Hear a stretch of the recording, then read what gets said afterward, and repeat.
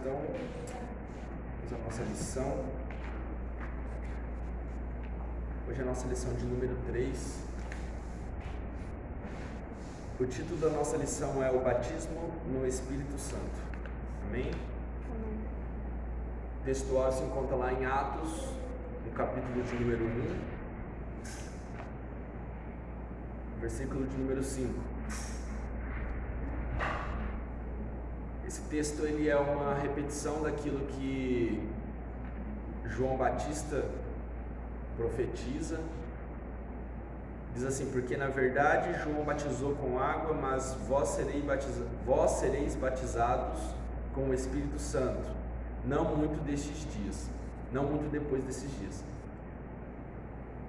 João, quando ele batiza, e o anúncio que ele fazia acerca do batismo que ele praticava na época, ele dizia que ele batizava com água para o quê? Para arrependimento. Mas viria aquele que batizaria todos com o Espírito Santo e com fogo. Então, esse anúncio de João Batista e essa repetição que nós lemos aqui no livro de Atos, já é para nós uma declaração de que o batismo no Espírito Santo é uma experiência à parte da salvação. Então, o batismo no Espírito Santo ele é distinto da salvação, não é a mesma coisa de salvação, não é a mesma coisa de você ser salvo. Amém? Então, já de início a gente precisa deixar isso bem estabelecido. Nós temos uma questão que alguns teólogos até debatem em relação a isso, que é o batismo no Espírito Santo ou o batismo com o Espírito Santo. O título da lição ele dá essa preposição no, ao invés de com, né? Mas a Bíblia João Ferreira de Almeida, corrigida, ela usa a expressão ou a etimologia da preposição com.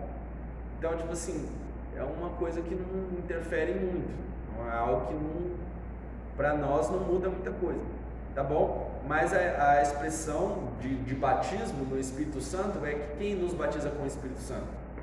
A promessa ela é feita por quem? Ela é feita por Jesus.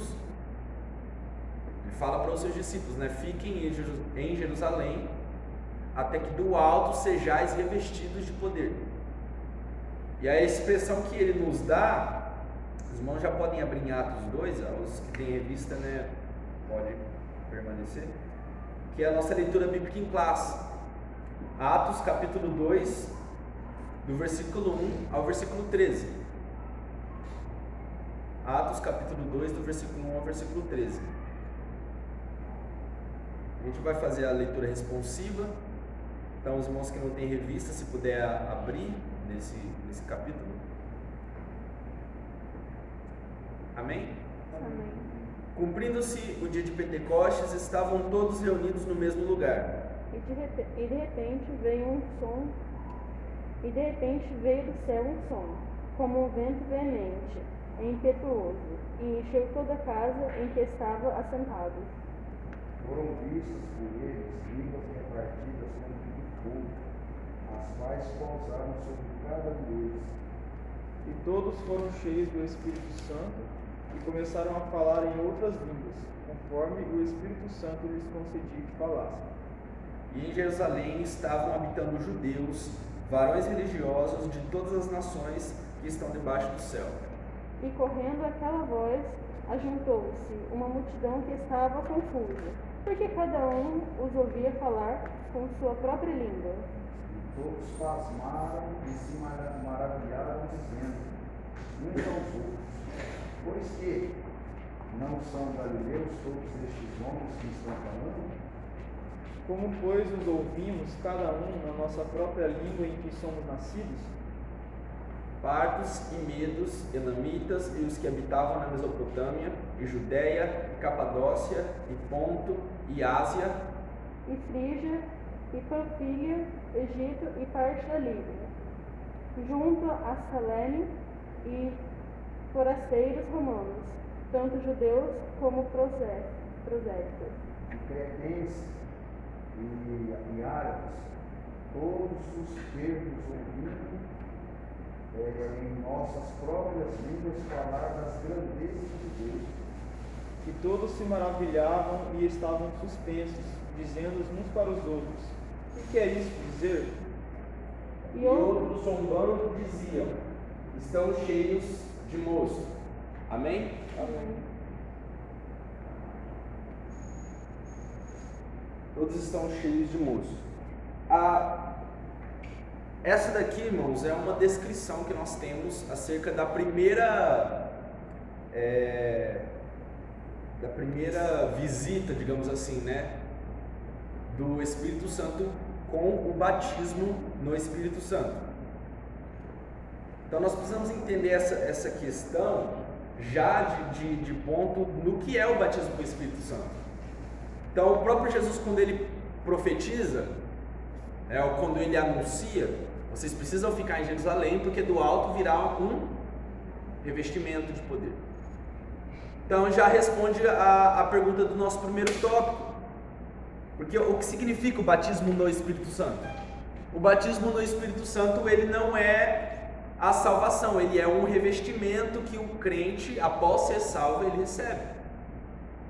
Então, ele é uma capacitação a mais que o cristão recebe, ali depois de ter sido salvo. Então ele foi salvo, tanto que nós vemos que no domingo da ressurreição, os discípulos receberam o Espírito Santo, assim como nós aprendemos na lição passada. Eles receberam o Espírito Santo quando Jesus sopra sobre eles, e junto com esse recebimento do Espírito Santo, eles recebem a promessa: fiquem em Jerusalém, até que do alto vocês sejam revestidos de poder.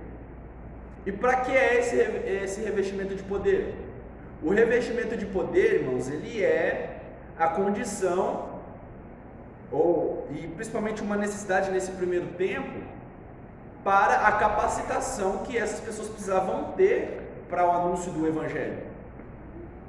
É uma capacidade que eles precisavam para anunciar o Evangelho. Você imagina, irmão, se fosse no primeiro tempo, principalmente em defesa ali dos apóstolos, se eles não tivessem esses dons ou esses sinais, se eles não tivessem essas condições, como que iriam crer neles? Nós entendemos que o Espírito testifica, né, em nosso coração a existência de Deus. Mas para algumas nações, se nós não tivermos sinais, se nós não tivermos essa apresentação, essa exposição visível do poder manifesto do Espírito Santo, muitos ali não seriam convertidos. Eu acho que a questão de ousadia de falar também. Isso, perfeito. Porque naquela época ali, Pedro, imagina Pedro aqui, Pedro pregando, né? Uhum. Pedro aqui prega, depois que ele é batizado pelo Espírito Santo, ele prega e ele era um homem tímido, né? Então acho que assim, está muito relacionado, se não tivesse pelo menos nem a ousadia de falar, como que é? Isso. E realmente, o batismo com o Espírito Santo, ele está ligado a essa ousadia, tá? Se os irmãos puderem abrir já, nós vamos ler bastante texto hoje. Em Atos, capítulo 6, versículo 2.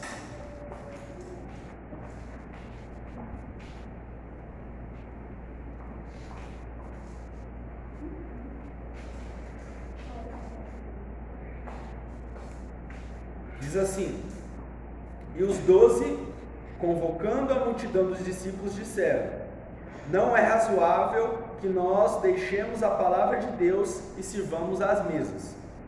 Versículo 3: escolhei, pois, irmãos, dentre vós, 7 varões de boa reputação, cheios do Espírito Santo e de sabedoria, aos quais continuamos sobre este importante negócio.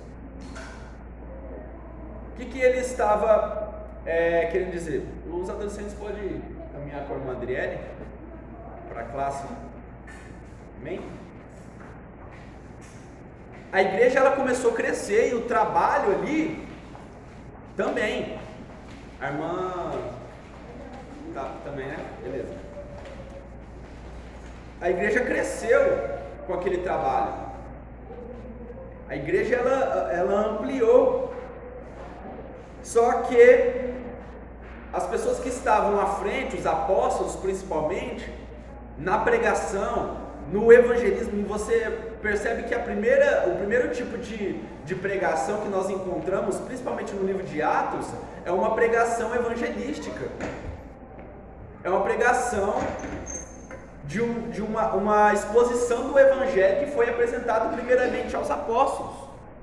Então nós temos ali, irmãos, no início, uma pregação totalmente evangelística. A pregação evangelística, ela é pautada no que foi feito pelos apóstolos, no anúncio dessa primeira mensagem. O anúncio dessa primeira mensagem era o quê? Quando Paulo ele vai pregar, aqui nós não temos Paulo ainda em cena, né?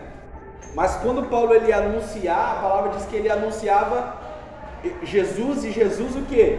Crucificado, ou Jesus ressuscitado, ou Jesus ressurreto. Então a pregação de Paulo não era sobre Paulo, a pregação de Paulo era sobre a Boa Nova. Nós iniciamos agora, né, o estudo na carta aos Romanos, e nós falamos acerca disso, né? O evangelho de Paulo é o evangelho de Jesus, é o anúncio da Boa Nova, acerca daquilo que Jesus fez. Só que quando eles veem, né, a necessidade de chamar outras pessoas, separar essas pessoas para o bom funcionamento do trabalho ali, e o que nós vamos ver mais para frente com a instituição dos diáconos, ele diz que essas pessoas precisam ser cheias do Espírito Santo. Diz que essas pessoas elas precisam ser cheias do Espírito Santo. E o que é ser cheio do Espírito Santo, irmãos? Nós temos uma expressão que é usada no Novo Testamento de duas formas para ser cheio do Espírito Santo. Eu sei que, né, antes, eu preciso entrar nisso para nós entendermos já esse contexto do que é ser batizado com o Espírito Santo. E nós temos algumas menções do que é ser cheio do Espírito Santo. E ser cheio do Espírito Santo, nós temos 9 descrições no Novo Testamento a respeito de ser cheio do Espírito Santo, dito pelo evangelista Lucas, e nós temos uma descrição dita pelo apóstolo Paulo. Entenda, menção e descrição são duas coisas distintas. A descrição, você dá detalhes. Na menção, você apenas cita. Então, o que nós acabamos de citar aqui, essas pessoas, elas precisam ser cheias do Espírito Santo para trabalhar. Então, no meio entre vocês 7 varões, ele não diz o que ser cheio do Espírito Santo é nesse período, nesse momento. Ele apenas diz que precisa ser cheio do Espírito Santo, é uma menção. Mas nós temos 9 descrições dadas pelo evangelista Lucas. E quando eu falo pelo evangelista Lucas, eu estou falando do Evangelho de Lucas, e eu estou falando do livro de Atos, que também é o evangelista Lucas que escreve. Então, primeiro capítulo de Lucas, no Evangelho de Lucas mesmo, Lucas capítulo 1, no verso 41,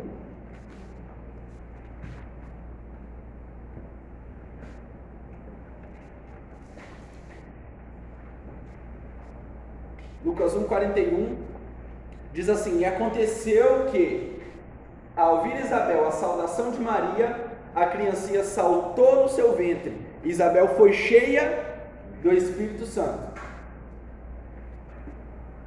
Foi cheia do Espírito Santo. E aí nós temos no versículo, depois desse versículo, o que acontece após ela ter sido cheia do Espírito Santo. Ele exclamou com grande voz e disse: bendita és tu entre as mulheres, e é bendito o fruto do teu ventre.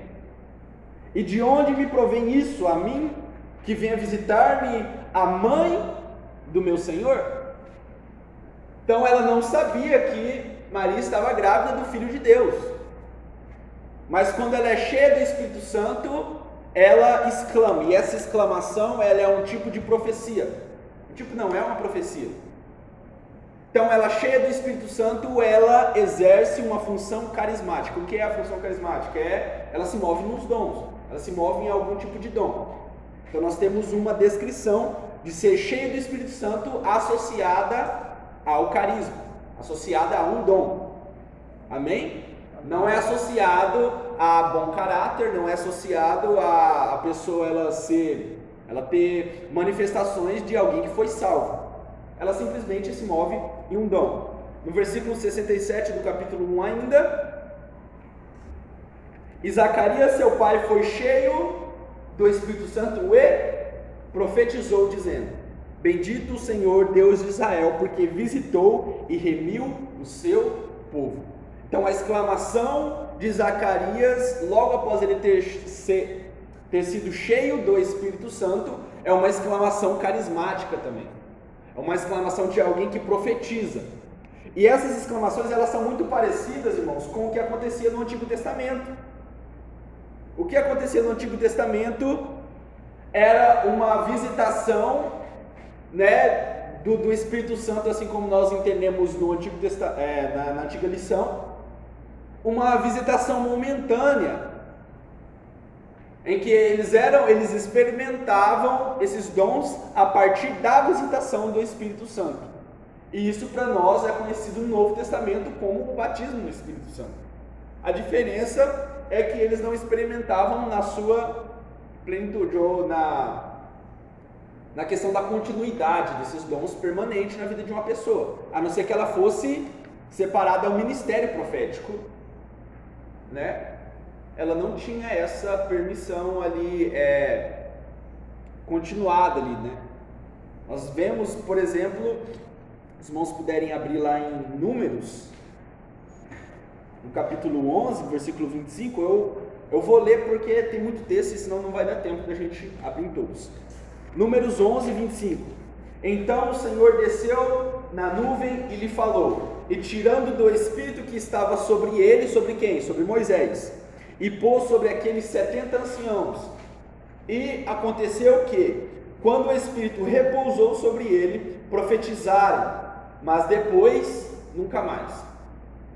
Então o Espírito visitou essas pessoas, eles profetizaram ali naquele momento, e depois, nunca mais profetizaram. É uma visitação do Espírito Santo momentânea ali naquele momento. Só que nós vemos que eles foram cheios e capacitados por Espírito Santo para um serviço. E que tipo de serviço? Aqui nesse momento é a profecia. Nós vemos que muitos homens de Deus e mulheres também foram capacitadas no Antigo Testamento para diversos tipos de serviço. Nós temos, por exemplo, Sansão, que ele era capacitado não por profetizar, não era capacitado para operar em milagres, mas ele era capacitado para defender Israel como um lutador, alguém que tinha força física. E a palavra diz que o Espírito vinha sobre ele e ele ficava forte. Uma operação em um dom carismático dado por alguém que é tomado pelo Espírito Santo, alguém que é cheio no Espírito Santo. Amém? Atos 2, um dos textos mais conhecidos dos pentecostais, né? Atos 2, versículo 4. E todos foram cheios do Espírito Santo e começaram a falar em outras línguas, conforme o Espírito Santo lhes concedia que falassem. Outra descrição que nós temos da palavra, né, ser cheio, da menção, ser cheio do Espírito Santo associada a algo, mais uma vez associada a um dom, a algo carismático, porque depois de serem cheios, eles começaram a falar em outras línguas, conforme o Espírito Santo lhe concedia que falassem. Então eles eram cheios e eles eram capacitados, e a descrição dessa capacitação era para algo, para se moverem em algo. Atos capítulo 4, versículo 8. Então Pedro, cheio do Espírito Santo, lhes disse: principais do povo e vós, anciãos de Israel, visto que hoje somos interrogados, e ele vai dar uma descrição sobre o que estava acontecendo, ou sobre o que eles estavam fazendo, por que vocês estão anunciando esse evangelho aos gentios? E como o nosso irmão Valdeir falou, Pedro agora ele é capacitado para pregar. Então ele tem uma eloquência que ele não teria se ele não fosse batizado com o Espírito Santo. Então, cheio do Espírito Santo, ele exclama. A exclamação ela pode ser associada à pregação e até mesmo à profecia. E nesse momento ele tem um discurso de autoridade, porque ele é tomado e ele é cheio pelo Espírito Santo, ou do Espírito Santo. E aqui nós temos mais uma menção, uma descrição, na verdade, de Lucas, do que é ser cheio do Espírito Santo. E Lucas está associando ser cheio do Espírito Santo ao batismo no Espírito Santo. Então, todas as vezes que Lucas escreve, ou ele cita essa questão de ser cheio no Espírito Santo, ou cheio do Espírito Santo, ele está associando ao batismo no Espírito Santo. Amém? Ainda no capítulo 4, versículo 31. E tendo eles orado, moveu-se o lugar em que estavam reunidos, e todos foram cheios do Espírito Santo, e anunciavam com ousadia a palavra de Deus. Mais uma vez, um anúncio de algo carismático. Eles anunciavam com ousadia. Da onde veio essa ousadia? Do batismo. A intrepidez dada pelo Espírito Santo para que eles anunciassem algo que não aconteceria se eles não tivessem cheios. Amém? Atos ainda, capítulo 9.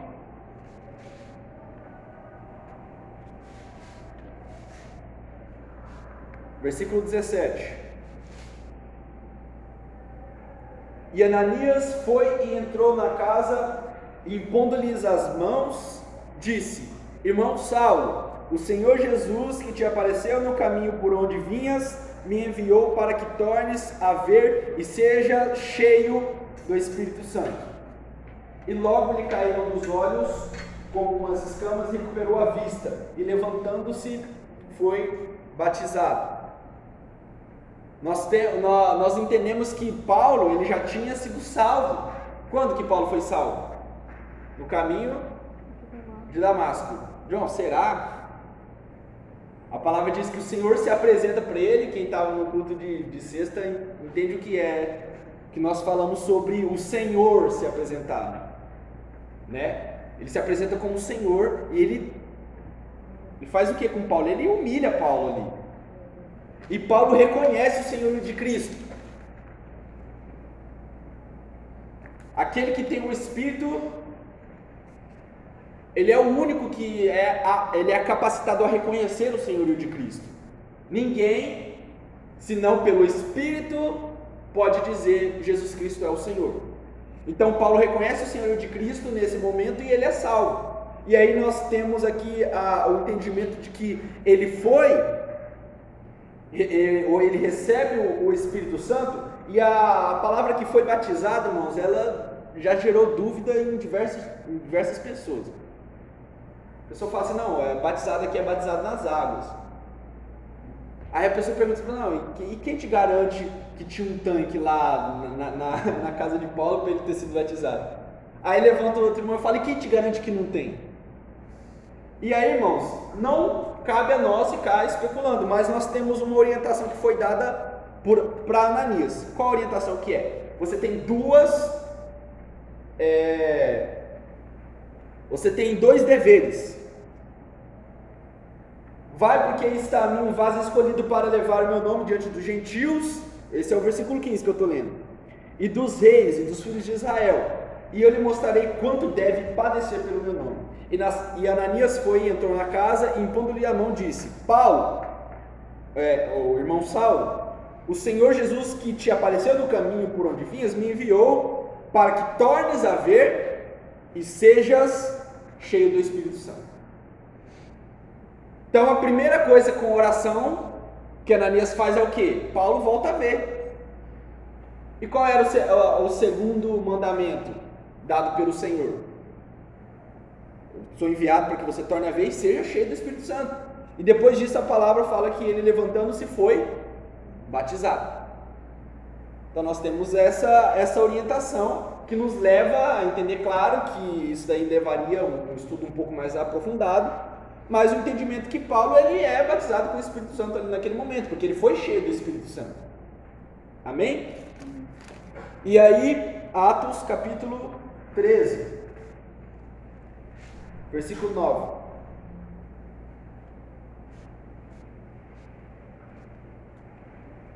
Todavia Saulo, que também se chama Paulo, cheio do Espírito Santo, e fixando os olhos nele, disse: Ó filho do diabo, cheio de todo engano e de toda malícia, inimigo de toda justiça. Não cessarás de perturbar os retos caminhos do Senhor? Aqui Paulo, ele tem o que nós chamamos de dom de discernimento, de espírito. Ele discerne o espírito que está naquele homem e a palavra diz que ele discerne esse espírito cheio do Espírito Santo. Então, ele é cheio, ele é capacitado ali naquele momento para algo. Só que a palavra, irmãos, diferente do que nós víamos ali no Antigo Testamento, por exemplo, quando você via, né, a visitação do Espírito Santo para alguns irmãos, para algumas pessoas, para algum trabalho específico, e fala que o Espírito vinha e repousava sobre a pessoa. Só que aqui no Novo Testamento nós temos um entendimento diferente. A palavra diz que Paulo, cheio do Espírito Santo, ele já estava cheio, com outras menções que nós encontramos nos capítulos anteriores. Cheio do Espírito Santo, ele discerne aquele Espírito que estava naquele homem. É muito forte esse ar aqui? Não, tá bom? Tá bom. Atos 13 ainda, versículo 52.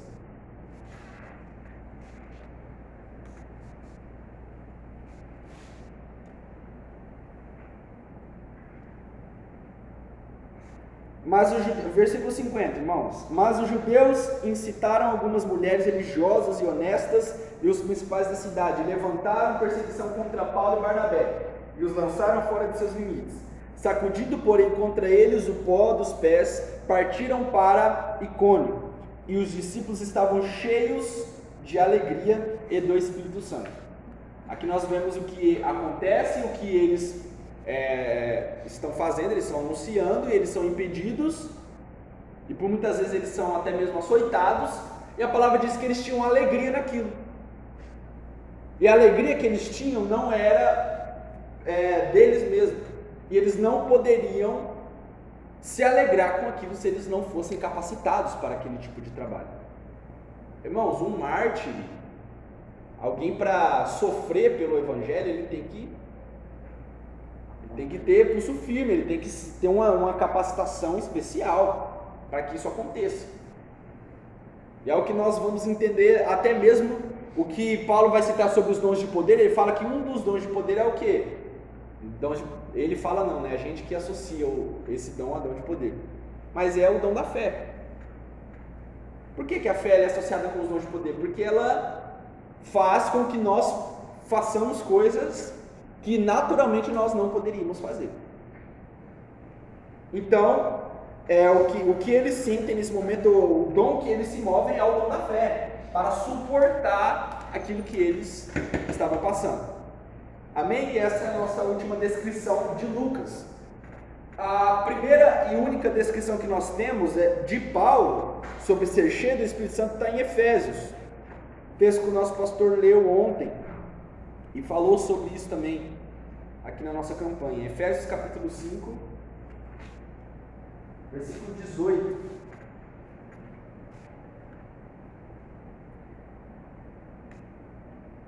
E não vos embriagueis com vinho em que há contenda, mas enchei-vos do Espírito,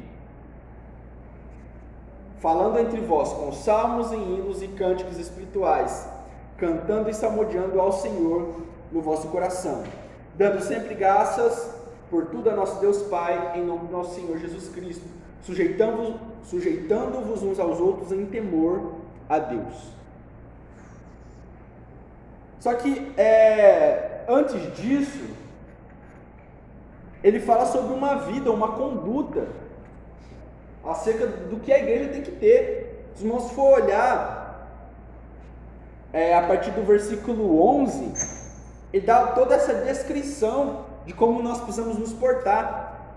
Não comuniqueis com as obras infrutuosas das trevas, mas antes condenai-as, porque o que eles fazem oculto até dizê-lo é torpe, mas todas essas coisas se manifestam sendo condenadas pela luz, porque a luz tudo manifesta, pelo que diz: desperta tu que dormes, levanta-te dentre os mortos e Cristo te esclarecerá. Do que Paulo está falando aqui, irmãos? Paulo está falando de dons? Paulo está falando de se mover em profecia, em curas, em milagres? Não, Paulo está falando do quê? De conduta. Presta atenção, você tem que ser da luz, porque você foi chamado para a luz. Você tem que ser uma pessoa que agora proclama o reino de Deus. Então não viva como os ímpios, porque o que eles fazem até dizer é pecado, ou é torpe, é feio, é rude. Até dizer o que eles proclamam, o que eles fazem. Tá bom? Mas vocês têm que viver como pessoas da luz, como pessoas que foram esclarecidas. Porque se vocês não viverem como pessoas da luz, a luz vai se chegar perto de você e vai demonstrar quem você é. E a palavra aqui de julgamento está falando da luz, que a luz ela esclarece tudo e ela vai mostrar quem de fato você é. E aí Paulo vai dizer, não vos embriagueis com vinho, onde há contenda, onde há dissensão, mas sejam cheios do Espírito Santo. Porque sendo cheios do Espírito Santo, vocês terão uma vida totalmente contrária a essa. E Paulo está falando de caráter, não de dons, não de carícias. Mas mesmo Paulo falando de caráter, irmãos, Paulo falando de conduta cristã, ele diz algo que nós precisamos atentar aqui no versículo 19. Ele fala sobre as pessoas que se reúnem e cantam com salmos e cantam cânticos espirituais. O que é cântico espiritual, irmãos? É o cântico em língua estranha. John, mas com que base você tira isso daí? Paulo, quando ele vai falar sobre o dom de falar em línguas, ou você falar em línguas, nós temos duas questões em relação ao falar em línguas, que é uma evidência do batismo com o Espírito Santo, nós já vamos falar sobre isso, mas ele diz que aquele que ora em espírito, a sua mente ela fica infrutífera. Aquele que fala em línguas, ele ora em espíritos e com Deus conversa em mistérios, mas ele não entende nada. E ele fala, o que farei então? Orarei em espírito, porque quando eu oro em espírito, meu espírito ora bem, mas orarei também com entendimento. Então quando Paulo está falando da oração em espírito, não é o que às vezes algumas pessoas já interpretaram. Orar em espírito é orar baixinho, orar assim. Não é, irmãos. Porque se fosse, eu entendi o que eu orava em espírito, não é? Se Paulo está falando que quem ora em espírito, a sua mente fica infrutífera, então orarei em espírito, mas orarei também com entendimento. Orar com entendimento não tem relação com orar em espírito. Então quando nós falamos em relação à associação tanto da oração quanto do cântico, que também é um tipo de oração, um tipo de exaltação espiritual, nós estamos falando da função que o batizado com o Espírito Santo agora tem do falar em línguas. Só que é algo que a gente não usa muito, né? Às vezes a gente tem a relação de falar em línguas é só quando eu estou muito cheio ou quando o culto está pegando fogo. Mas o que Paulo está falando? Se você é cheio do Espírito Santo, irmão, ele está falando de uma descrição do caráter, mas também associando aos dons. Paulo fala também dos dons. Você precisa usar esse tipo de ferramenta. Você estava falando sobre isso, John, aí no versículo 15 de 1 Coríntios 14, que ele está falando que ele vai orar em espírito, diferente de orar em entendimento, né? Uhum. E orar em entendimento você entende o que você está falando, e orar em espírito você não entende. Aí depois ele fala, que farei pois? Orarei com espírito, mas também orarei com entendimento. E aí depois ele fala, cantarei com espírito, mas também cantarei com entendimento. Amém. Olha que maravilhoso, né, irmãos? E aí nós temos essa descrição do que é o cantar ou o que é orar em espírito. Que é o que nós entendemos, irmãos, como uma capacidade dada aos que agora são cheios do Espírito Santo, ou que foram batizados no Espírito Santo. Amém? E é por isso, com base, não só nisso, irmãos, mas em muito do que Paulo fala acerca dos dons, e quando ele vai falar para a igreja de Corinto, a igreja que ela é para nós o exemplo da igreja que mais se movia nos dons, ele diz que acerca dos dons eu não quero que vocês sejam insensatos. Significa que muitas das vezes, irmãos, Deus dá dons para a tua igreja, para a edificação, só que nós muitas das vezes, por falta de sabedoria, por falta de entendimento, não usamos na totalidade do que o Senhor nos deu. Amém? E principalmente hoje eu quero que os irmãos saiam daqui com esse entendimento, que o batismo no Espírito Santo, irmãos, não é apenas uma visão da Assembleia de Deus para demonstrar que a gente é um povo fervoroso, um povo caloroso, mas que nós somos um povo que crê na manifestação e na operação do Espírito Santo ainda hoje, como foi no dia dos profetas, dos apóstolos. Amém? Então, eu fiz uma anotação aqui, essa anotação eu fiz por conta de uma dúvida, porque igual o senhor está falando aí sobre Lucas fala batismo do Espírito Santo, e Paulo fala de cheio do Espírito Santo, né? Aí então no caso aqui, só para tirar uma dúvida minha aqui, quando o Lucas está falando de ser batizado no Espírito Santo, ele está falando de capacitação para o serviço. Isso. E quando Paulo está falando de cheio do Espírito Santo, ele está falando sobre caráter e vida santificada. Isso, perfeito. Tá? Se o irmão está com a revista de mestre, inclusive o comentarista, tem um professor, o Gutierrez Fernandes, ele coloca um trecho que ele usa também no seu livro sobre o pentecostalismo, sobre batismo no Espírito Santo. Ele fala sobre isso. E a exposição, inclusive, ontem ele fez um vídeo lá no Instagram dele, ele fez um vídeo falando sobre isso. Ele dá, inclusive, essas citações. Inclusive, as citações que eu dei para os irmãos aqui, dessas 9 descrições de Lucas e uma descrição de Paulo, é ele que cita para nós. Ele que nos ajuda nisso aí. Então, quando Lucas fala sobre cheio do Espírito Santo, ele está falando de capacitação para o serviço. Quando Paulo fala sobre ser cheio do Espírito Santo, ele está falando de uma vida de alguém que foi salvo, que recebeu o Espírito Santo. Isso daí. Se você é crente, então você não associa o Espírito, né? Perfeito. É um resultado de você ser cheio do Espírito. Amém. É isso daí. Tá bom? E agora nós temos a questão das descrições e das menções, irmãos, também do batismo com o Espírito Santo, acerca de como nós podemos identificar alguém que foi batizado com o Espírito Santo. Tá, os sensacionistas vão dizer que nós identificamos alguém que é batizado com o Espírito Santo quando essa pessoa ela produz fruto do Espírito Santo. E que nós vamos aprender, na verdade, também, tá bom? Mas quando eu sou cheio do Espírito Santo, né, nessa descrição de Paulo, eu preciso demonstrar fruto. Mas o batismo no Espírito Santo é algo à parte da salvação. Então nós temos 3 descrições do batismo e nós temos 2 menções. São 5 citações acerca do batismo no Espírito Santo de pessoas que receberam, né, que foram batizadas. Tá? Estou falando não da palavra ser cheio, estou falando da questão de receber e o que acontece depois de elas terem recebido ali no primeiro momento, e não depois que elas já tinham recebido. Tá bom? Atos 2. Nós lemos, né? Mas vou abrir aqui que é melhor, a gente não erra, né? Atos no capítulo 2.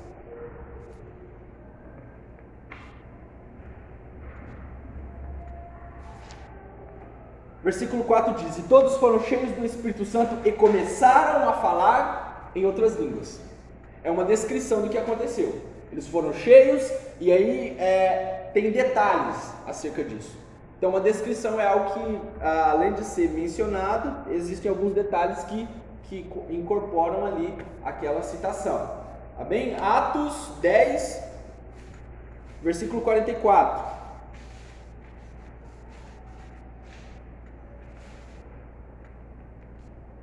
E dizendo Pedro ainda essas palavras, caiu o Espírito Santo sobre todos os que ouviam a palavra, e os fiéis que eram da circuncisão, todos quanto tinham vindo com Pedro, maravilharam que o dom do Espírito Santo se derramara também sobre os gentios, porque os ouviam falar em línguas e magnificar a Deus. Então, segunda descrição de batismo no Espírito Santo e a evidência do falar em línguas. Atos 19.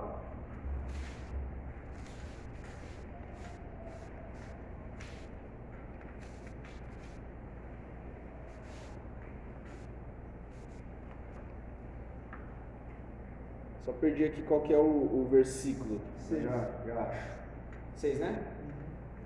Impondo-lhes Paulo as mãos, veio sobre eles o Espírito Santo e falavam línguas e profetizavam. Então nós temos 3 descrições, essas 3 descrições, após serem batizados no Espírito Santo, eles começaram a falar em outras línguas. Amém? E nós temos 2 citações, ou menções, perdão. Nós temos 2 menções. Atos 8, lembrando que a menção ela não dá detalhes, mas ela fala do que aconteceu, com um caráter um pouco mais superficial. Atos 8, 12. Mas, como crescem em Filipe, que lhes pregava acerca do reino de Deus e do nome de Jesus Cristo, se batizavam, tanto homens como mulheres. Nós estamos falando aqui do batismo no Espírito Santo. Amém? E creu até o próprio Simão, e sendo batizado ficou de contínuo com Filipe, e vendo os sinais e grandes maravilhas que se faziam, estava atônito. Os apóstolos, pois, que estavam em Jerusalém, ouvindo que Samaria recebera a palavra de Deus, enviaram lá para Pedro e João, os quais, tendo descido, oraram por eles para que recebessem o Espírito Santo. Irmãos, perdão, anteriormente eles tinham sido batizados, o batismo de arrependimento, tá bom? E agora eles estavam orando para que recebessem o batismo no Espírito Santo. Versículo 16, porque sobre nenhum deles tinha ainda descido, mas somente eram batizados em nome de Jesus, que é o batismo para arrependimento. Então lhes impuseram as mãos e receberam o Espírito Santo, ou foram batizados. E Simão, vendo que pela imposição das mãos os apóstolos eram dado o Espírito Santo, lhes ofereceu dinheiro. E Simão, vendo isso, ele pediu para ser batizado também e oferece dinheiro. Não, quero isso daí. Dizendo, dai-me também a mim esse poder para que aquele sobre quem eu puser as mãos receba o Espírito Santo. Mas disse-lhe Pedro, teu dinheiro seja contigo para a perdição, pois cuidaste que o dom de Deus se alcança por dinheiro. Então nós temos uma menção, não é uma descrição de que eles receberam o Espírito Santo, a descrição é do que acontece com esse tal Simão, e ele querendo ali comprar o Espírito. Mas o que ele vê dessas pessoas que receberam o Espírito Santo para que ele oferecesse até dinheiro para os apóstolos? Nós não sabemos. Mas nós entendemos que aconteceu algo visível, que estes que estavam ali reunidos entenderam que eles foram cheios do Espírito Santo. Amém? O que é isso? O que eles receberam? Nas descrições nós entendemos que é o falar em línguas. Na descrição nós entendemos que é o profetizar. E profetizar e falar em línguas está ligado à proclamação. Profetizar, falar em línguas. Línguas é um tipo de proclamação de profecia também. Paulo vai dizer, se há línguas e a interpretação é igual à profecia. Amém? Então nós entendemos que o falar em línguas é um tipo de proclamação. Então havia a proclamação ali como uma evidência do batismo no Espírito Santo. João, desde o início eu ouço você falar profecia. Nesse contexto da lição, o que é profecia? Porque, por exemplo, às vezes a gente liga isso, profecia, eis que eu te digo de Deus isso, aquilo outro. Eu estou perguntando que a gente está perguntando, mas eu deixei. Recebeu um monte, não, e Deus profetizou, falou e nada aconteceu. Claro que existe aquelas promessas condicionadas, eu vou te dar, porém você precisa ser fiel. Mas o que é profecia nesse caso? Porque pelos textos ali, não é isso, né? Eis que Deus está... Isso. Perfeito. Você tocou num assunto bastante importante, a gente vai tratar na próxima aula. Mas eu vou falar, o que nós conhecemos muito por profecia hoje, não é profecia, mas é palavra de conhecimento ou palavra de sabedoria. Então a pessoa, às vezes já aconteceu acontece isso muito na igreja. O irmão chega assim e fala assim, Deus me mostrou você nessa tarde fazendo isso, você orando, você pedindo, e a resposta de Deus para isso é o quê? Aí ele pega e fala algo da parte de Deus. Mas o que ele teve ali naquele momento é o que Paulo vai dizer como a palavra de conhecimento, ou a palavra de ciência. Porque por instantes eu participo da ciência de Deus. Por instantes eu vejo uma pessoa sem eu estar lá com ela. Por instantes eu sei o que uma pessoa está pensando, mas eu não sou Deus. E Deus está permitindo eu partilhar desse pensamento. E não é profecia. A profecia, na maioria das vezes, ela está ligado a essa questão de proclamação. Está ligado à questão de proclamação. E o que nós conhecemos como algo do futuro, então a profecia ela não está tão relacionada com o futuro como a gente pensa. Eu não posso falar muito sobre isso porque faz parte da próxima lição, mas o que nós conhecemos como o anúncio do futuro está muito mais ligado à palavra de sabedoria. O que é a palavra de sabedoria? Ou a condição de você poder oferecer conselhos sábios. É você tem algo de Deus, Deus revela para você a vida de alguma pessoa em alguma situação e Deus te dá uma condição para você falar para essa pessoa, para você ajudar a pessoa.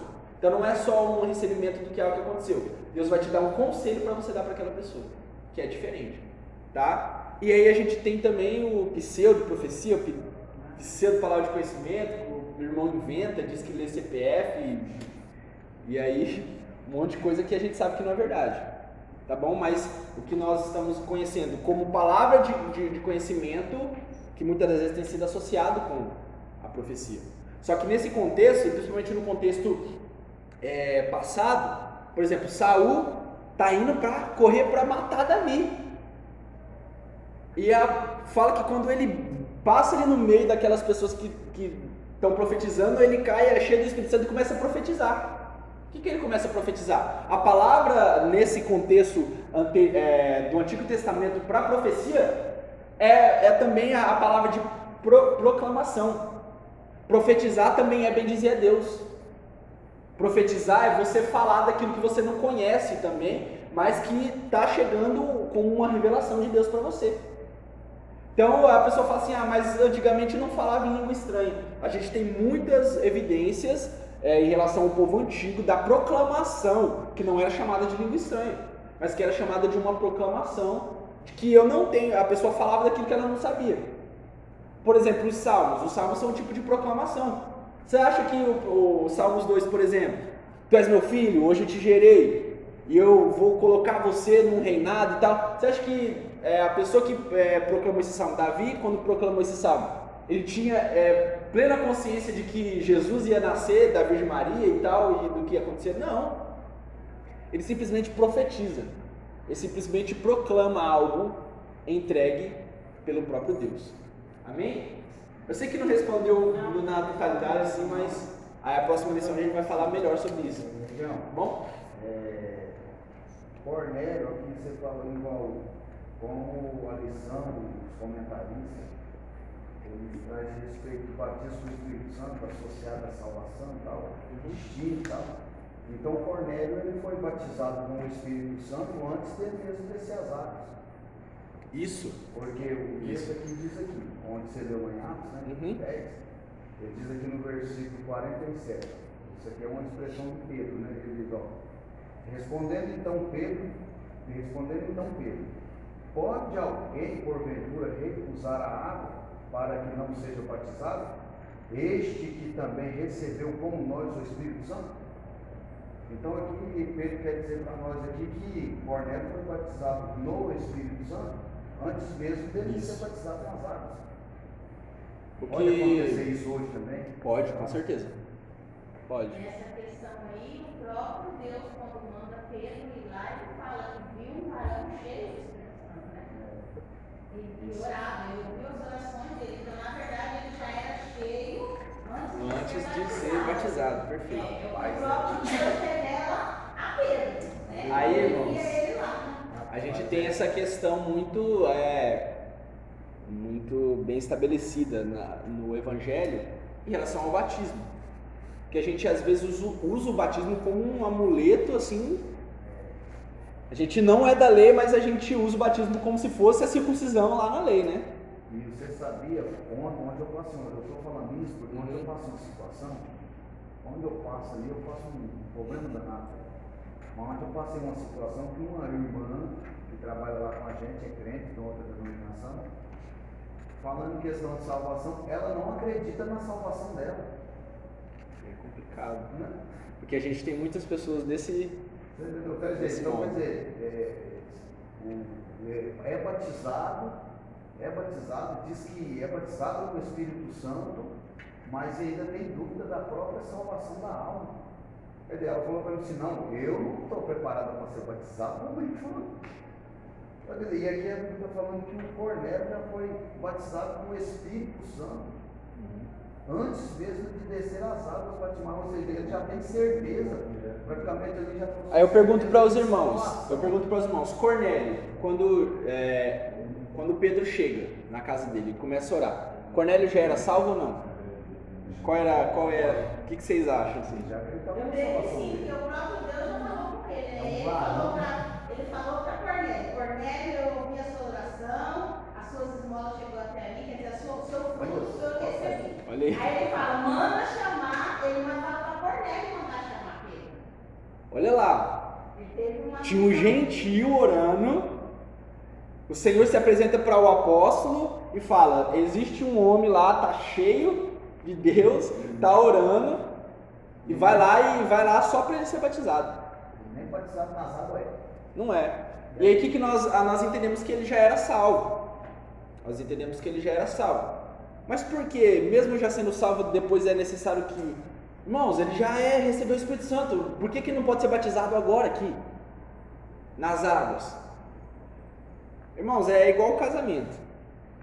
O casamento no cartório, ele não vale, assim, em termos espirituais para nós, como uma aliança que o próprio Deus firmou. Nós entendemos que o casamento é instituído por Deus, não pelo cartório. E a aliança, ela é instituída por Deus e ela fala sobre uma aliança de sangue. Por exemplo, no Antigo Testamento, antes da lei, principalmente, não existia a cerimônia de casamento. Então você vê, por exemplo, o Abraão fala assim, ó, vai lá, tem que ser da parentela. Pega uma mulher e chama ela para vir para se casar com meu filho Isaac. E aí quando ela aceita toda essa questão, quando ela vem, a palavra diz que Isaac vai com ela para a tenda e a conhece na tenda. Não tem cerimônia. E o ato do casamento é o que... Por que muitas das vezes os jovens questionam, né? Mas por que sexo antes do casamento não pode? É porque o sexo é o casamento. A instituição do casamento, ela é feita no ato sexual. E o que é então, irmãos, o conceito civil do casamento? Por que nós, principalmente a nossa igreja, ela não aceita você casar no religioso se você não tiver feito o casamento civil? Porque o civil, ele requer testemunhas. Então, peraí, eu fiz um pacto com você, mas a sociedade não pode saber. Irmão, ou irmãs, né? Vocês iam querer ficar com uma pessoa que ela só quer ficar com você lá na sua casa, mas ela não quer que o pessoal saiba que vocês são casados? Então, irmãos, é essa questão do que aconteceu na salvação. Eu sou salvo, mas agora o testemunho público de salvação é o batismo, por nós estabelecido, instituído. Não é que o ato em si do batismo vai salvar aquela pessoa, mas é um símbolo de uma confissão de fé que eu estou fazendo publicamente, que eu estou morrendo para mim mesmo e ressuscitando com Cristo. Amém? E aí nós temos então essa descrição do que acontece depois que eu sou batizado com o Espírito Santo.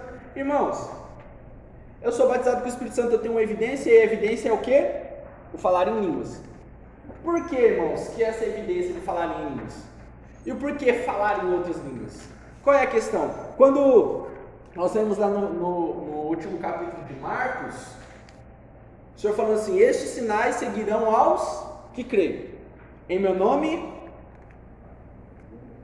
falarão novas línguas, em meu nome expulsarão demônios, em meu nome colocarão a mão sobre os enfermos e eles serão curados.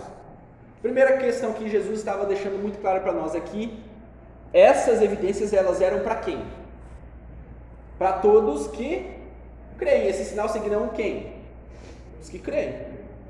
Então não é só para o tempo dos apóstolos, é para todos que creem. Amém? E esses sinais seguirão. Os sinais são para quem, irmãos? Os sinais, eles são para a comunidade, para a igreja, para os ímpios. Expulsar demônio não é para o crente no crente, né? Sei que às vezes acontece algumas coisas, né? Meio complicadas, né? Eu não expulso o demônio que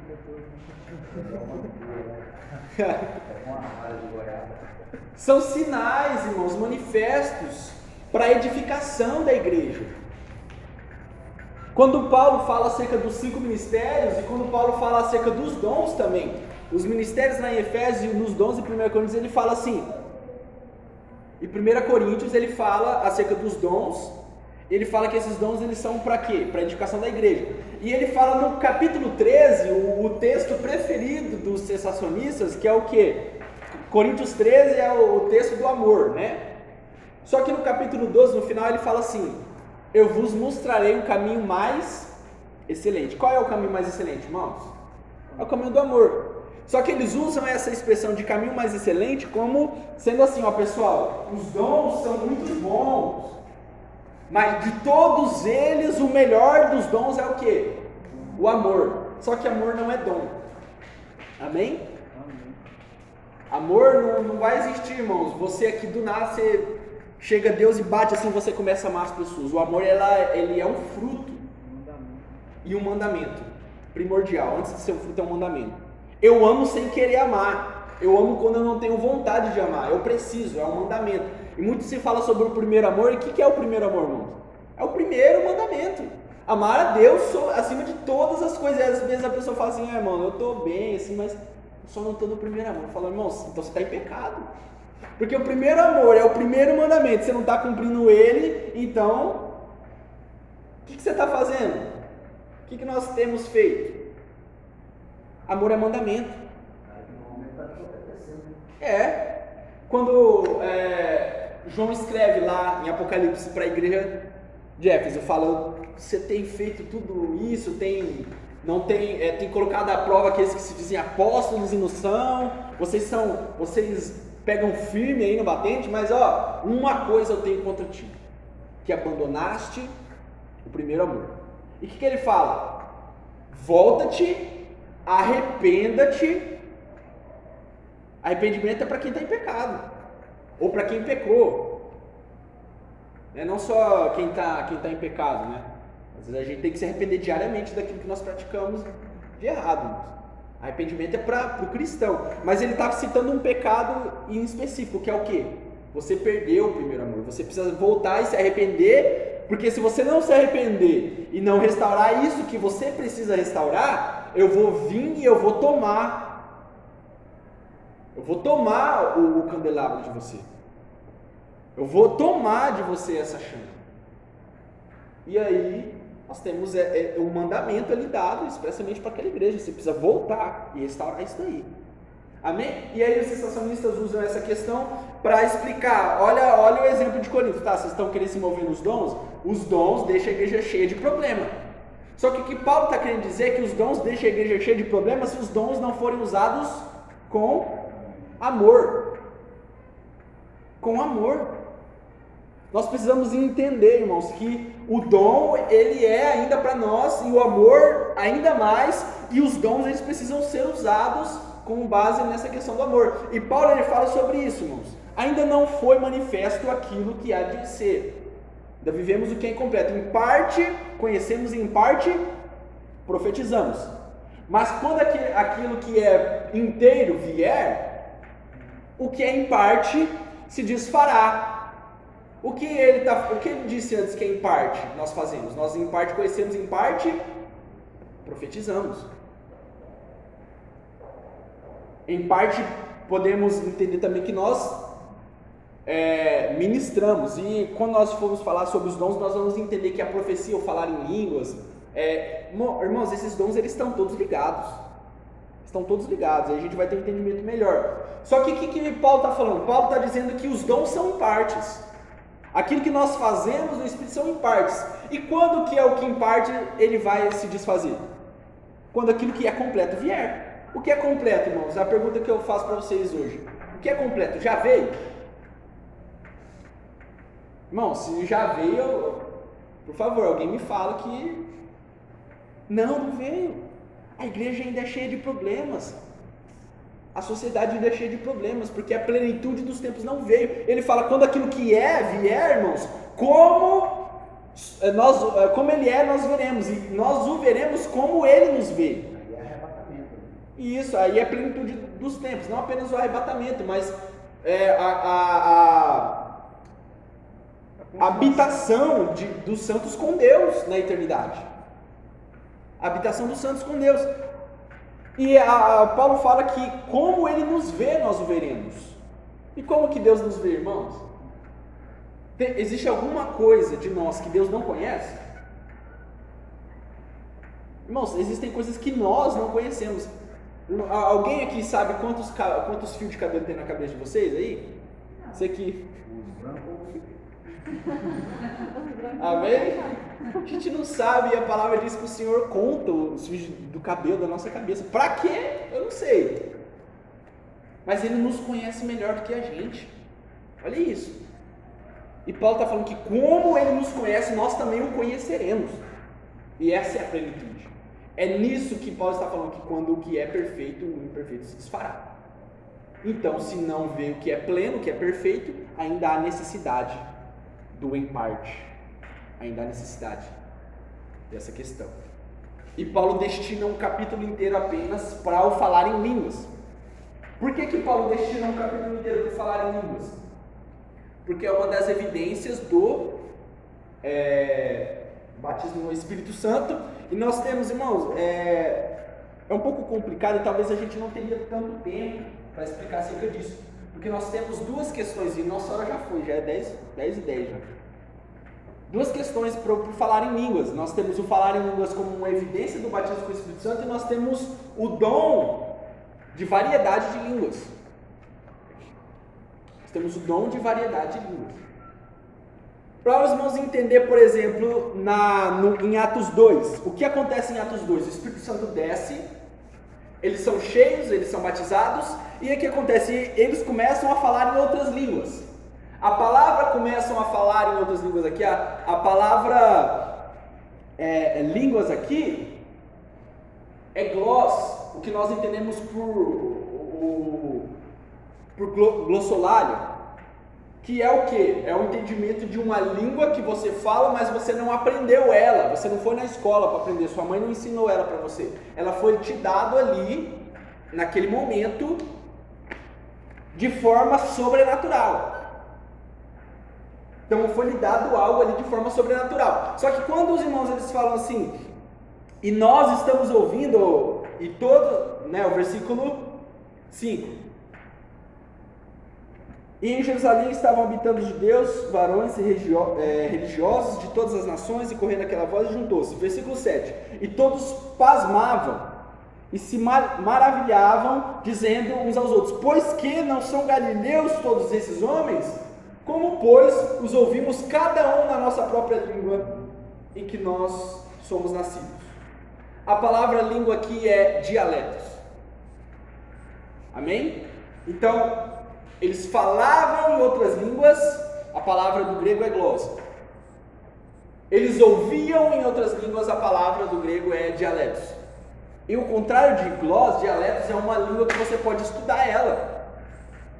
É uma língua que você pode ir para a escola e você aprende ela de forma natural. Eis a questão, irmãos. Quem era o tradutor ali no dia de Pentecoste? Quem se arrisca? O Espírito Santo. Perfeito. Havia um tradutor, porque Paulo, quando ele vai falar sobre o dom de variedade de línguas, Paulo ele fala assim: irmãos, mas quando um fala, se houver um que fala em línguas, tem que haver outro que profetiza, que interpreta. Se não houver, ele fala, fica quieto e não fala em línguas? Não. Ele fala para si mesmo. Não fala como se estivesse falando para outra pessoa, porque aquela língua ela vai estar edificando a você, não os outros. A não ser, irmãos, e aí a gente tem a questão que Paulo está falando sobre a oração em línguas. E existem diversas formas de falar em línguas. Nós entendemos que existem cânticos espirituais, nós entendemos que existe a oração, a proclamação, e a proclamação até mesmo dos cânticos, ela pode ser feita na comunidade. A gente experimenta isso muito mais do que outras comunidades, né? A Assembleia de Deus, ela tem esse tipo de ação na liturgia do culto, em que até mesmo o pastor fala, irmão, se vocês têm línguas, falem línguas, porque é um tipo de proclamação, é um tipo de exaltação, mas também é um tipo de oração, ou seja, é uma ferramenta espiritual para a oração, amém? Só que o que aconteceu no dia de Pentecostes, irmão, foi algo além disso tudo, porque eles falavam, e vamos colocar aqui, vamos colocar que eu sou um varão galileu, como disseram ali. E aí aqui na nave da igreja a gente tem pessoas distintas de diversas partes do mundo. Japão, Rússia, da Alemanha, diversas pessoas. E quando eu começo a falar uma língua. E todos vocês aqui de diversos outros países entendem cada um na sua própria língua. O que aconteceu nesse dia foi a própria tradução do Espírito Santo. Irmãos, e às vezes a gente entende, por exemplo, que eu estou falando, ou cada um está falando, e vocês estão falando e vocês não estão entendendo o que vocês estão falando, e muitas das vezes o som que sai, e que é audível a própria pessoa que fala, não é o som de uma língua dialeta, é o som de uma língua glossolalia, é o som de uma língua que não pode ser entendida de forma natural. Mas quando a pessoa que é tomada pelo Espírito Santo, e é algo evangelístico nesse sentido, quando a pessoa ouve, o Espírito Santo que faz a própria tradução. Não é que a pessoa, e às vezes pode, o que eu estou falando do dia de Pentecostes, não estou falando do que pode acontecer eventualmente depois, no variedade de línguas, que é uma outra questão. No dia de Pentecostes falavam em outras línguas, cada um lá falava e tal, e cada um ouvia na sua própria língua. É uma questão da própria tradução do Espírito Santo. Não é que quem estava falando em grego, não é que quem estava falando em alemão, mas estava falando línguas estranhas e a pessoa ouvia em grego, a pessoa ouvia com base nas línguas dessas regiões que elas estavam. E nós temos essa questão. O falar em outras línguas, que Paulo fala, o dom de variedades de línguas, ele pode estar muito associado com essa questão de você falar em outras línguas e a própria língua que você falar ser um dialeto, ali já no momento em que você fala, ser um dialeto. Mas nós temos também a questão da visitação do Espírito Santo na manifestação do falar em línguas como evidência do batismo. Não é o dom de variedade de línguas, mas é a língua que você fala como evidência do batismo do Espírito Santo, e levantar um na congregação com o dom de interpretação de línguas. Ou pode ter, o que acontece também, a pessoa que próprio fala, ela ter também o próprio dom de interpretar. E falar e interpretar aquilo que ele está falando. Por que Paulo ele gasta um texto, um capítulo inteiro para falar sobre isso, irmãos? E a pergunta que eu faço para vocês, assim como nós entendemos sobre o caminho mais excelente do capítulo 13, que é não só excelente, mas essencial para a igreja, que é o amor, nós temos um capítulo inteiro sobre algo também que Paulo fala, acerca do falar em línguas e da diligência desse falar em línguas. Porque quando ele vai dizer, eu dou graças a Deus porque falo mais línguas do que vós, ele está falando que ele fala mais em outras línguas. Alguns vão dizer que é porque Paulo tinha dupla nacionalidade, ou não, irmãos. Paulo fala mais em línguas porque ele ora em línguas, ele profetiza em línguas, ele tinha essa questão de se mover em relação ao dom de línguas, a visitação do Espírito Santo, o batismo e a evidência do falar em línguas. E é algo que muitas das vezes nós não temos entendido, porque Paulo fala sobre cânticos espirituais, Paulo fala sobre oração para edificação, e Paulo fala sobre a evidência externa do falar em línguas como alguém que é edificado por aquele falar em línguas quando há interpretação. E nós precisamos entender que essa ferramenta ela é poderosa para nossas vidas e que muitas das vezes nós não temos entendido. Pode chamar os adolescentes? Que nós não temos entendido Muitas das vezes a sua totalidade nós não temos usado. Porque quando o irmão chama, o pastor chama para... Quem aqui não é batizado? Aí vai ser batizado com o Espírito Santo e tal. Mas quantos de nós já nos perguntaram, por que ser batizado com o Espírito Santo? O porquê?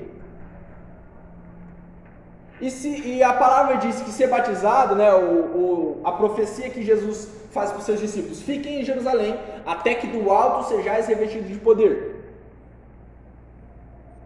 A palavra ali é revestimento, e quando eles vêm, eles são revestidos, eles começam a falar em outras línguas. Significa que o falar em outras línguas está ligado ao revestimento de poder. Só que a gente que é batizado com o Espírito Santo, às vezes deixa isso de lado. Quantos de nós, irmãos, não falam língua estranha só no culto? Só quando o mover está grande? Mas quando Paulo fala, ele diz como alguém que controla aquilo que ele está falando, não que entende, mas que ele controla. Né? O que farei então? Orarei em espírito, é ele que escolhe orar em espírito. O que farei então? Orarei em espírito e orarei em entendimento. Sempre quando eu estudo acerca desses dons do Espírito, principalmente o falar em línguas, o batismo com o Espírito Santo, eu lembro de um testemunho que eu ouvi do pastor que estava ministrando nesse seminário de batismo, e é um pastor norte-americano.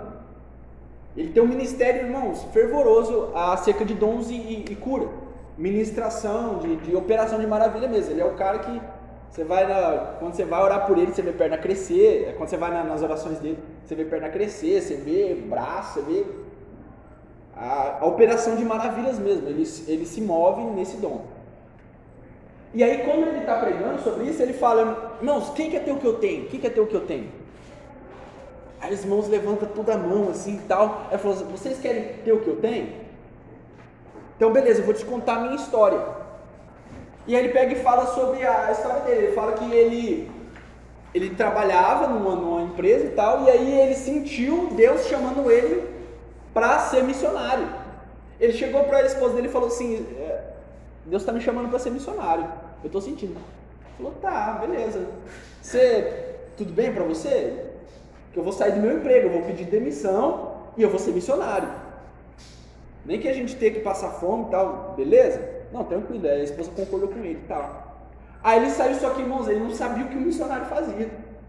Quando ele saiu, ele ficou... Tá, mas e agora? Beleza. E aí ele teve uma convicção um pouco até meio doida da cabeça dele, que a palavra fala que aquele que não trabalha, melhor até que não coma, né? Então falou assim: então, ou digno é o obreiro do seu salário. Então, se eu trabalhar para Deus, Deus vai me dar um salário. Então, quer saber? Eu vou montar um cronograma. E ele disse que ele montou como se fosse um horário que ele trabalhava para Deus. E ele denominou que ele oraria 8 horas por dia, todo dia. E aquele ia ser o trabalho dele para Deus. E se ele trabalhasse para Deus, Deus ia dar um salário para ele. E aí ele teve esse entendimento. E aí beleza. E ele disse que no primeiro dia, irmãos, ele orou. E orou por tudo que vinha na cabeça dele, vinha na mente dele e tal, não sei o que, e deu meia hora. Aí ele começou a orar de novo, assim, falando: mas meu Deus. Aí começou a expulsar demônio, ele disse que contando, expulsa até as baratas lá do quarto e tal. E aí, mal é mal 1 hora. Aí ele falou assim: meu Deus, 8 horas por dia, todo dia? Aí ele pegou e falou assim: não sei se vou dar conta não. Mas ele disse que assim, na mente dele, ele pensou: bem, eu sou pentecostal, né? Eu sou pentecostal, a gente fala em línguas, eu vou, já que eu não sei o que orar, eu vou orar em línguas. Ele disse que o restante do dia dele ele passava orando em línguas. E aí ele disse que ele ouvia um sinal tocando na empresa lá, uma empresa próxima, e era o sinal do intervalo. Ele ficava orando e pensava: tocar o intervalo, o pessoal sai para almoçar, então eu também tenho o direito de um intervalinho aí, né? Irmãos, e era a empresa da oração que ele fez. Aí, ele orando todo dia, tal, não sei o que. Aí teve um dia que chegou o pastor da igreja que ele era e tal, falou assim: ó, vai vir um pregador, ele é um pregador muito famoso e tal, ele vai pregar em outra cidade, mas a gente conseguiu com que ele passasse aqui, ele vai pregar à tarde na igreja. Eu falei: mas à tarde o pessoal trabalha, tal, não sei o que. É o único jeito. Aí ele pensou, falou, bem, Deus não vai se importar de eu parar um pouco o trabalho para ir assistir a pregação do homem, né? Aí eles foram lá e diz, moço, que a pregação do cara era uma pregação longa, é o tipo de pregação antiga, aqueles que escrevem o sermão e lê o sermão. Ele lendo o sermão, e ele de uma igreja pentecostal, e os irmãos assim, meio, né? Mas diz que o sermão era bom assim, mas a igreja é meio morta. Ele sentado numa poltrona, e ele diz que do nada ele teve uma visão. Ele teve uma visão, era tipo como se fosse um raio-x, e tinha 2 ossos, e ele não sabe como ele conseguiu decifrar aquilo, e o entendimento que ele teve é que uma perna era menor do que a outra. E ele tinha até, irmãos, na mente dele a proporção de quantos centímetros aquela perna era menor uma do que a outra. Aí ele ficou olhando aqui, tá, beleza. Não entendeu muito bem, só que quando ele olha para o lado, ele vê uma mulher sentada do lado dele com uma moleta. Ele olha assim e ele pergunta para a mulher, moça, uma senhora, a sua perna é menor do que a outra? Se o seu problema é isso assim? Ele falou, é de tantos centímetros? Mas como que você sabe? Aí ele olhou assim e falou, posso orar por você? Aí a mulher falou, pode, só que o entendimento de alguém tradicional de quando pode orar é o quê? Não, pode, mas lá na sua casa, lembra de mim nas orações e tal. Ele disse que levantou na hora e orou pela mulher, fez oração e tal, e fez um barulhão lá, o irmão, irmãos, na hora do sermão do cara. O cara estava pregando e levantou, em nome de Jesus, e aquele barulho e tal. Aí diz que a mulher começa saltando e tal. Irmãos, não sei o que, minha perna cresceu, minha perna cresceu, minha perna cresceu. E aí, isso no barulho na igreja. Aí ele chega. Não, o sermão, o cara fica assustado, para o sermão e tal. E aí ele fala assim, irmãos, esse aqui orou por mim, ele vai orar por vocês também, minha perna cresceu. E ele disse que na hora, irmãos, ele ficou desesperado, porque não sabia.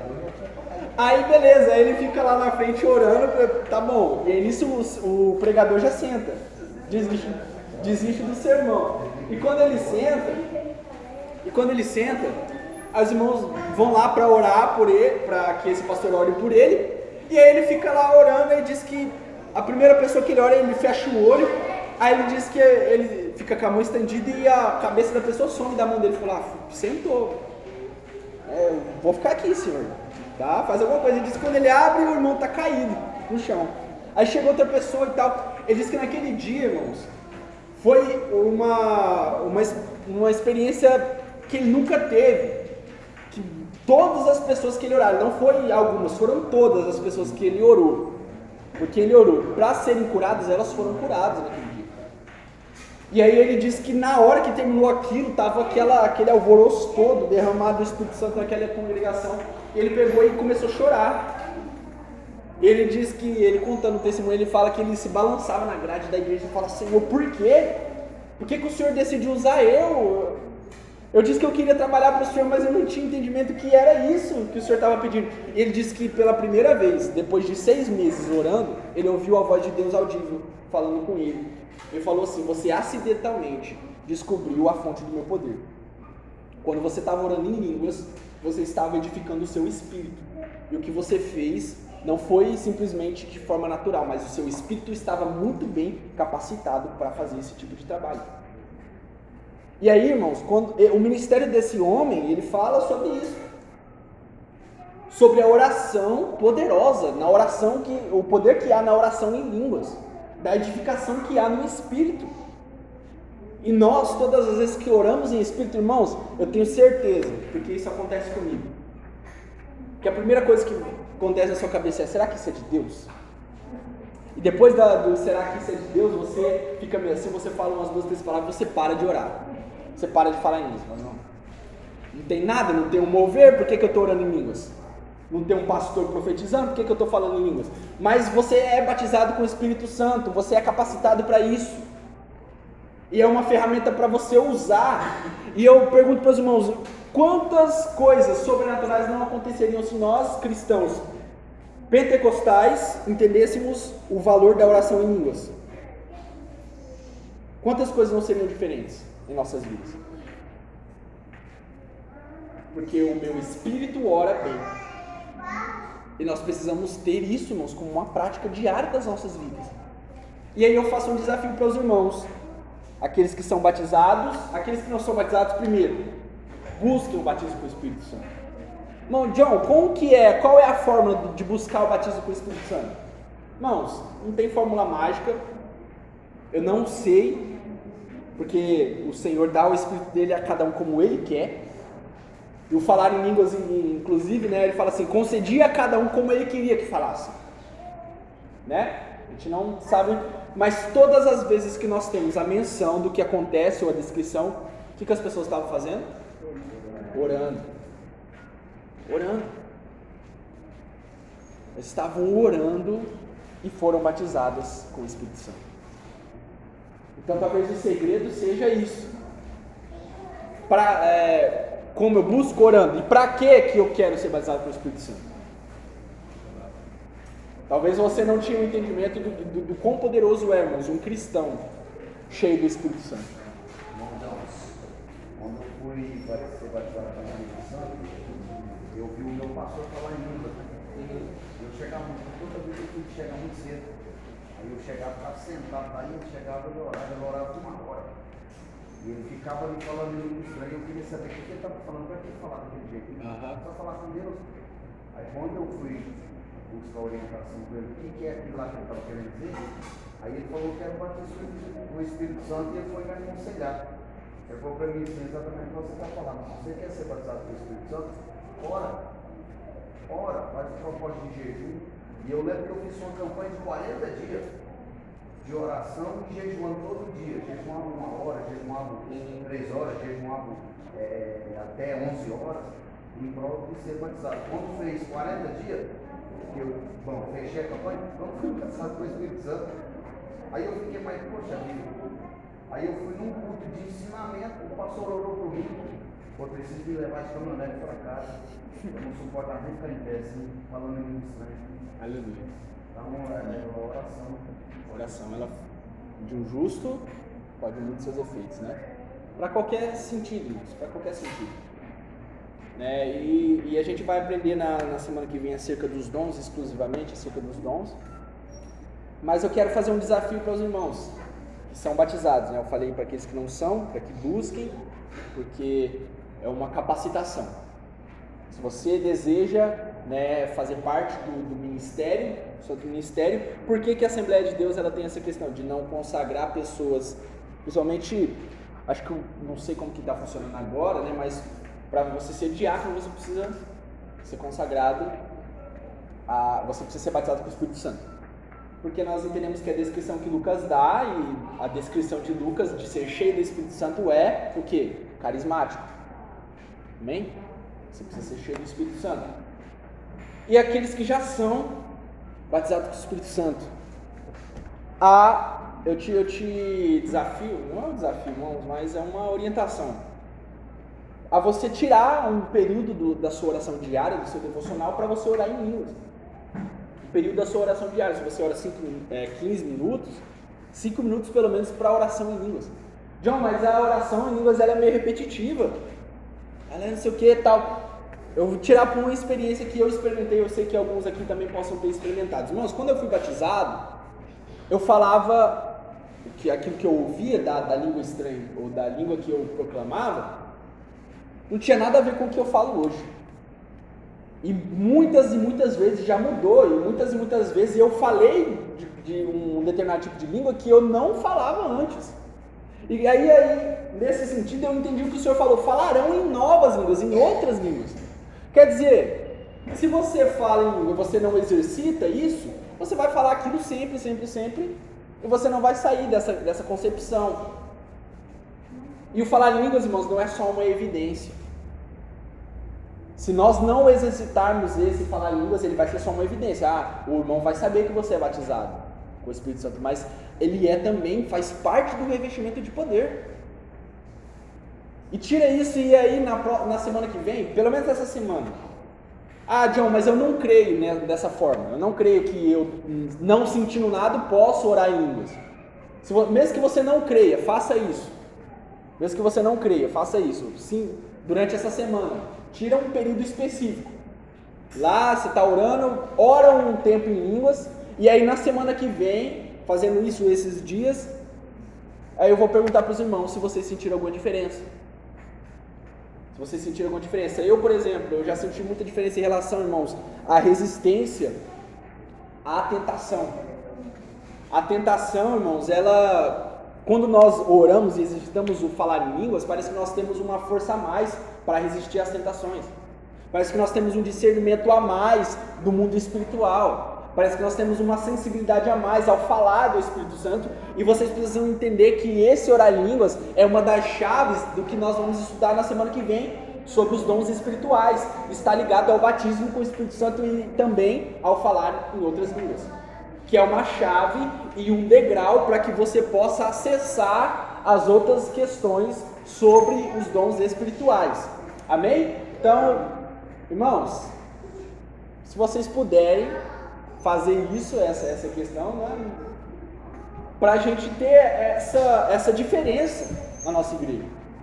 Amém? Para que nós tenhamos, para que a gente acabe com isso, que pentecostal é só fogo de palha, que pentecostal é aquele que fala uma coisa, mas lá na rua vive outra, no trabalho é totalmente diferente, é desviado.